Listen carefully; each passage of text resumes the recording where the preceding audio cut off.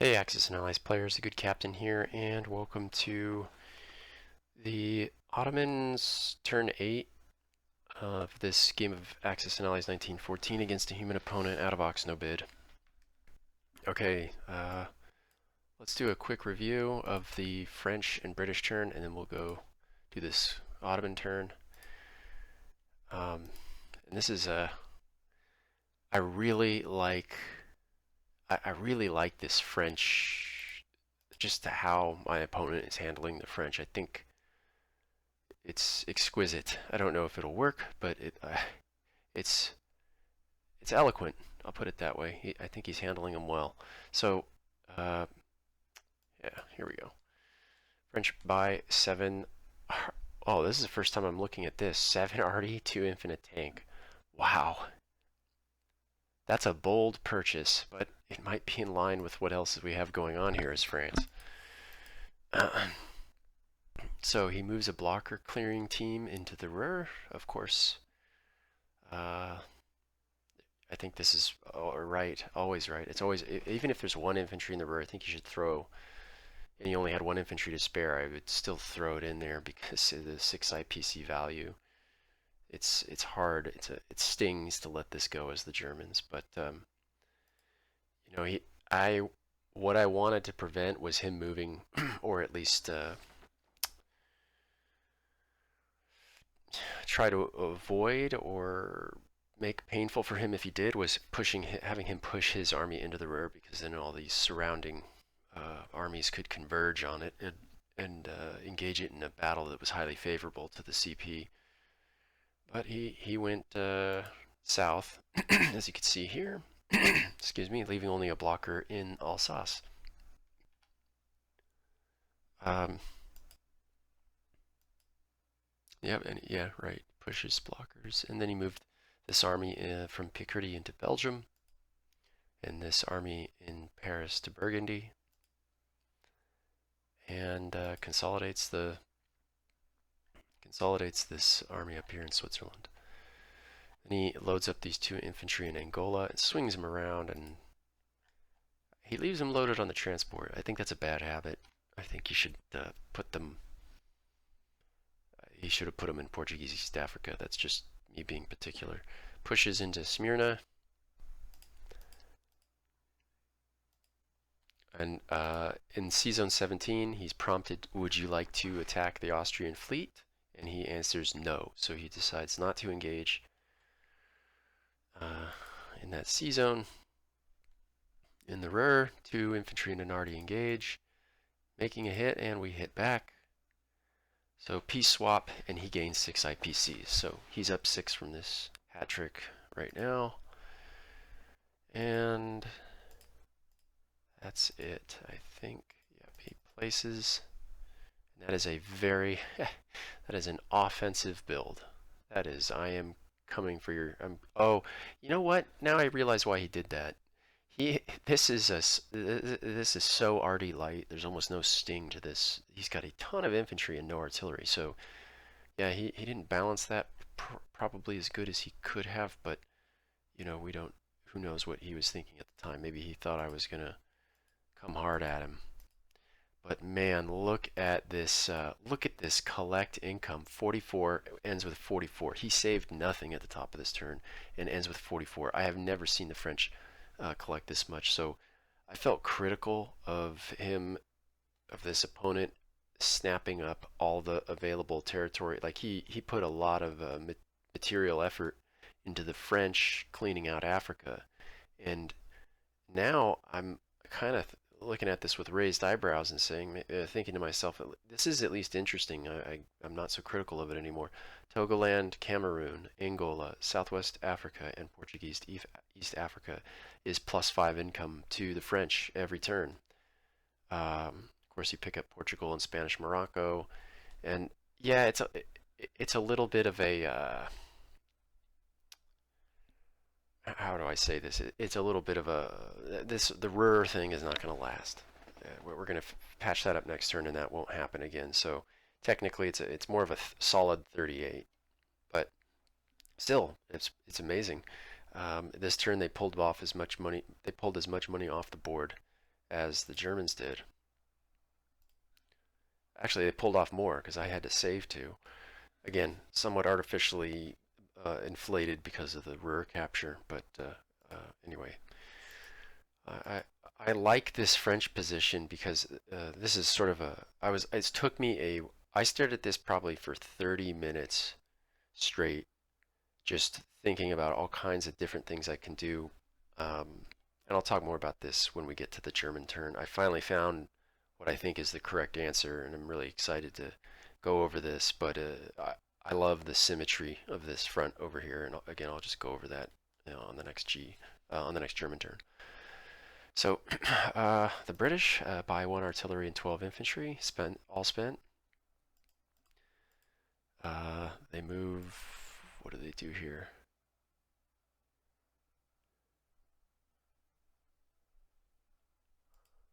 Huh. Okay, so they move into Holland. And consolidate in Transjordan. Yes, they float over 2 infantry into Arabia and stack up in Persia. So the combat in Holland, they clean out. Yeah, they just got the 2 hits they needed, and the Germans roll back at par. And then the British win. Now I'm noticing that this started out as a contested zone. French pulled out, the British moved in. Does it go to Britain or to France? Little pause. Yeah, I'm pretty sure that a contested territory, even though it's essentially was French, as soon as it became contested, it basically has no owner. Right here on page 11 it says contested territory is not controlled by any power and occupied by units of 1 or more powers on each side. Yeah, so not controlled by any power. Yeah, and on page 20, I mean, we're not liberating the territory. This was not an original French territory or a minor territory that was aligned with France like Belgium. So if your power takes control of a territory and it's the British turn, so that power took control of a territory. So yeah, this we got to play straight. I play straight edge here, so he is not going to collect off of this. Just to mop this up, he placed all builds in India, leaving these transports with nothing to pick up off of England. So this means there's 0% chance of any kind of Entente outfit coming up here to molest the Finland and Karelia, at least for this turn. So we'll take best advantage of that as we can as the Germans. But okay, I digress. I have to patch up this game here for my opponent. So his resources. So this is actually not a French territory. So we will change the territory owner to British, and then change the production units of the British and move them up by 2 to 38. It looks daunting, but I don't know. At the end of the next world turn, I'll do a tough comparison and try to hopefully demonstrate some things that I think show the potential for the CP. But anyway, okay, let's get on with the turn. My goodness. Okay, we have 18 IPCs, all infantry. We're feeling the heat over here. And 1, 2, 3, 4, 5, 6, 7, 8. Yeah, we're going to push. I think we settled on 8 infantry, both fighters. 3 infantry out of Sevastopol. I know it's 6. I couldn't decide if I'm moving. Oh wait, yeah, never mind. We gotta do one thing. We're leaving 1 infantry in Mezzo, and I'll go over why I'm doing this. I wouldn't do this because obviously the British are going to stomp us, but it's not about the British. So yeah, I'm just gonna put one barrel up there since I shortchanged the Syrians by an infantry, or the Syrian desert attack by one infantry. I was gonna put two artillery, but let's see. So let's just do the math on this. So this whole Fruity Pebbles thing going on over here, this is a multinational, several multinational forces here, and they're fine for defense, but with offense, it's kind of, they have to do wave attacks, which are not ideal and usually very costly, or there's an opportunity to make things very costly for the person who's got this multinational thing going on. So the next turn is the Italians, and unless they sea lift these two units out, come around and land, kind of a risky maneuver with the minefield and the offshore artillery, onshore artillery shot before they come in. They might get a kill, and then the Americans can go, and they might grind it down a little bit. But it would certainly mean it would certainly have to take the French going. So we're gonna try our luck, hang our luck on this Ankara 4-1. Now the reason I left a mezzo infantry is this right here. I've already pointed out the French are overpowered enough. I cannot. It's hard to eat this, eat these IPCs. That France is really kind of a economic powerhouse, almost on par with. Actually, it's exceeded temporarily, at least. It's on par with the UK in terms of economy. I don't like that. I don't want them to be stronger, and I don't think I'm taking Mesopotamia back anytime soon. So I want something to give us a chance. And I do feel strongly that he's going to throw these two French infantry into Mesopotamia. So he's got a 55% chance of doing so. Without an infantry, he has a 100% chance of putting Mesopotamia, another 3 IPCs for France, into his pocket. And then I'm not taking that back. So at least this gives me an opportunity to prevent that from happening. And I would leave more, but you got the British, this powerhouse of British material next door, and I don't, it's not worth it to send in one more.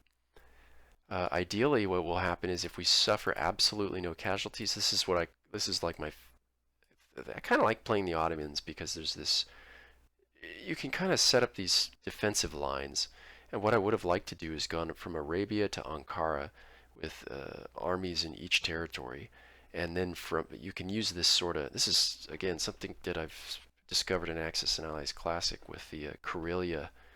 Everybody thinks Karelia is such a key territory. Well, the 3 territories below it, you can turn against Karelia if you kind of spread everybody out, and then you can hit everywhere with it sort of amplifies your combat power. The reason I didn't go for India, though I could have, is because of whatever I put down there this turn looks good, but next turn it's not going to be able to escape. We'll be able to move into the Syrian desert, and then we're between the British hammer and anvil. There really is no escape. We will all be killed. At least this way we can move into Smyrna. It'll make more sense, I think, at the end of this turn.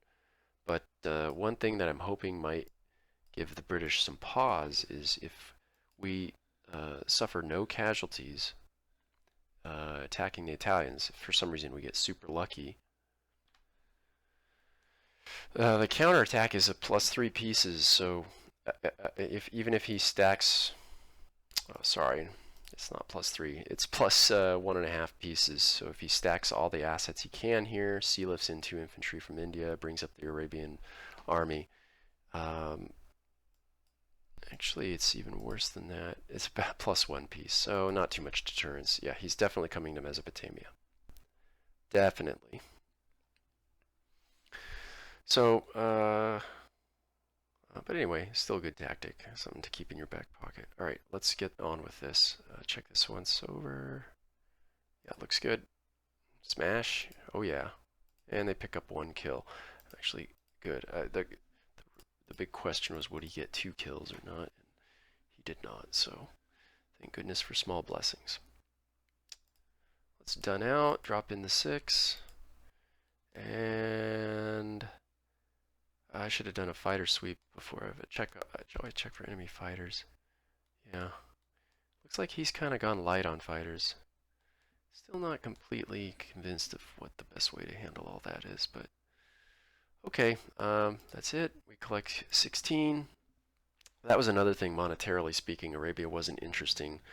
It didn't give me a number divisible by 3, so I was kind of like, meh, why overextend? We can build 5 infantry or 4 infantry in an arty next turn. So thanks for watching this. All the best from the good captain, and bye-bye.